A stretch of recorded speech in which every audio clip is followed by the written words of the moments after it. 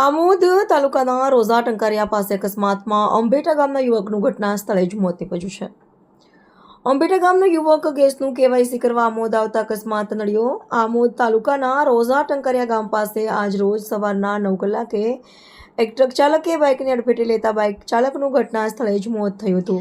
આમોદ પોલીસે અકસ્માતે ગુનો નોંધી ટ્રક ચાલકને પકડવાના ચક્રો ગતિમાન કર્યા હતા. આમોદ પોલીસ સૂત્રોના જણાવ્યા અનુસાર વાગરા તાલુકાના અંબેટા ગામના 42 વર્ષીય વિજય લક્ષ્મણ પરમાર ગેસનું કેવાયસી કરવા માટે આમોદ તરફ આવી રહ્યા હતા. ત્યારે સવારે 9 કલાકે રોઝા ટંકારિયા ગામ પાસે વળાંક ઉપર એક કન્ટેનર ટ્રક ચાલક સામે જાવલ હુસેન ઝુબેર રહે જલ્દીવાસ જીમાવત મેવાત પૂના હરિયાણા નામના ચાલકે પોતાના કબજામાંની ટ્રક પૂરઝડપે ગફલત ભરી રીતે હંકારી અંબેટા ગામના બાઇક ચાલક વિજય લક્ષ્મણ પરમારને અડફેટે લેતા ગંભીર અકસ્માત સર્જાયો હતો, જેમાં યુવકને ગંભીર ઇજાઓ પહોંચતા તેનું ઘટના સ્થળે જ કરુણ મોત થયું હતું. અકસ્માત બાદ ટ્રક ચાલક ટ્રકને ઘટના સ્થળે જ મૂકી ફરાર થઈ ગયો હતો. બનાવની જાણ થતાં આસપાસના લોકો ઘટના સ્થળે ભેગા થઈ ગયા હતા અને પોલીસને જાણ કરવામાં આવી હતી.